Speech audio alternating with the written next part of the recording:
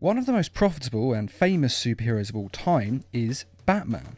And Batman's nemesis is, of course, the Joker, who has dedicated his life to crime and to tormenting Batman as badly as he can, committing more and more horrific acts to get the Caped Crusaders' attention and to enrage Batman so much that he finally gives in and kills the Joker. Seeing as how I'm feeling generous, I'll give you this one for free. Knock me off, I dare you. End this. Pull the plug. Stop me once and for all.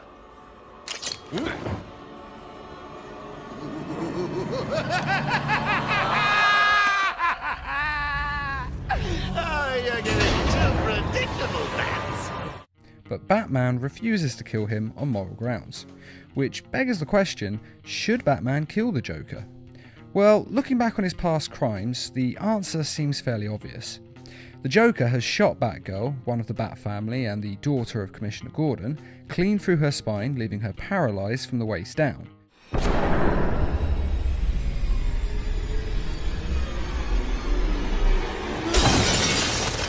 Barbara!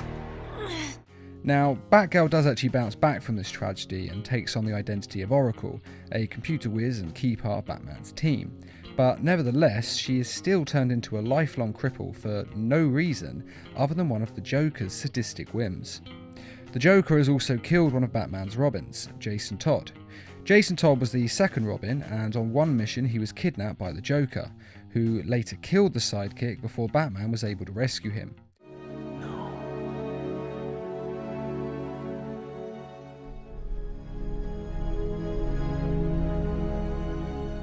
Which Batman considers to be his greatest failure.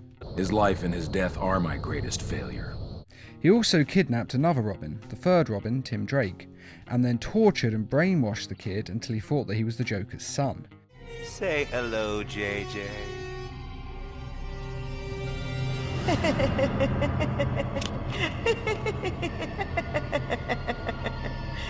And even though later on Tim Drake was able to overcome the brainwashing that the Joker had placed on him and kill the Joker in what is quite possibly one of the most epic death scenes of a supervillain ever, no matter how you look at it, that is going to scar Tim Drake for life.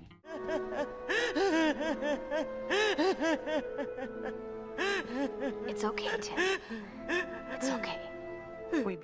And these are just a few of the things that the Joker has done to attract Batman's attention and torment him.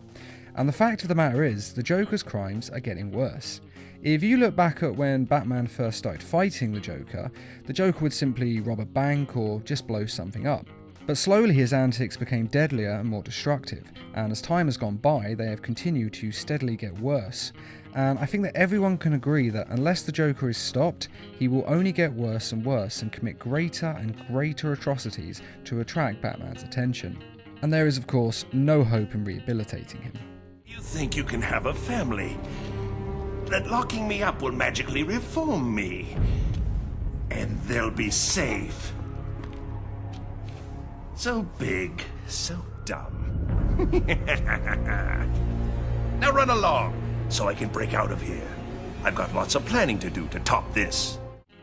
Now we can hope that something would stop the Joker, but ultimately he is Batman's nemesis, and that kind of makes him his responsibility, especially since most of the things that the Joker does is just to get the attention of what he considers to be his playmate, and his attacks on the members of the Bat family are driven purely on gaining Batman's full attention.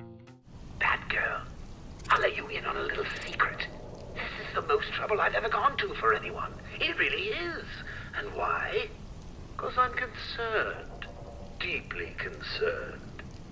You see, Batman hasn't been himself these past few months. If he's not late, he's exhausted. If he's not exhausted, he's preoccupied, making all kinds of silly mistakes. I believe they call it baby brain. Best way to cure baby brain is to get rid of the babies. So we can conclude that killing the Joker will ultimately save lives. There is no doubt in that whatsoever, as he can't be contained and he always manages to escape from his cell in Arkham or any other prison-like establishment. So long as he lives, we know that he will continue to kill. So the only question left is a moral one. Do you kill him to stop him from killing others, or do you not? He can't be contained and he can't be reformed, so killing him is really the only option, short of banishing him to another planet or dimension, which is a valid option. Though of course when he was banished in the Lego Batman movie to the Phantom Zone, he did escape with a host of supervillains and then nearly destroyed Gotham City. So even banishing him to another dimension can't keep him locked up for long, and really, death is the only permanent solution. Assuming that the body is burnt so it can't be put in a Lazarus pit or some such other resurrection device, of course. Now, I can't give a definitive answer to this question. It's something that everyone has to decide on their own, as we all have very different opinions on the death penalty. Personally, I think it's okay to kill someone this nuts. I actually don't mind the death penalty if a person is 100% guilty. However, since there is virtually never a case where 100% proof can be provided, I am actually against the death penalty being put into force. But in this case, the evidence is overwhelming beyond belief, and killing the Joker would 100% without doubt result in saving future lives, as he would be unable to kill any more people. So personally, I think that the Joker should be killed without a shadow of a doubt. And you may disagree, or you may even agree with this. But do I think the Batman will kill the Joker? No. Why not? Well, it's got nothing to do with whether the Joker deserves it or not. Batman has admitted before that he thinks the Joker does deserve to die. All I've ever wanted to do is kill him. A day doesn't go by when I don't think about subjecting him to every horrendous torture he's dealt out to others, and then end him. But the reason he won't kill him is simple. It's a combination of justice and the fact that if Batman crosses that line, that he won't be able to stop himself from killing again. What, your moral code just won't allow for that? It's too hard to cross that line? No! God Almighty, no! It'd be too damned easy. He shouldn't be judge, jury and executioner. No one should have that power. After all, Two-Face and Penguin have committed horrific deeds as well, some of which are just as bad as the thing the Joker has done, some of which are worse than some of the things the Joker has done. So why should he not then kill Two-Face and Penguin after he's finished with Joker? And then why not kill another criminal after that? Where exactly does it end? And I think the Batman has to draw a line in the sand and not cross it, or else he'll fall into the deep end and there will be no telling where he'll go.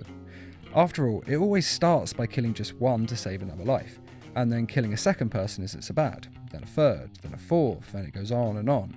This is the same logic with all crimes. The first one is always the hardest, but it gets easier to do each time you do it again.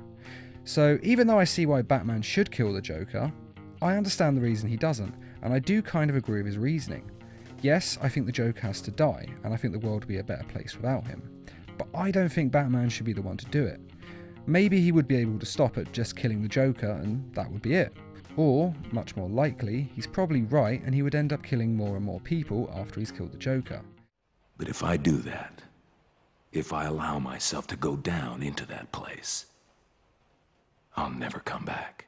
After all, this is a man who doesn't trust anyone, even the rest of the Justice League.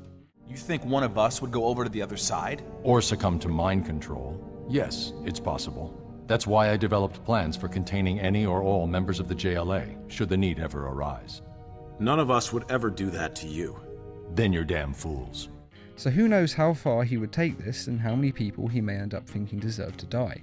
Just as Superman seemed like this infallible force of justice, yet even he was unable to stop himself from killing just the Joker and killed again and again in the Injustice video game.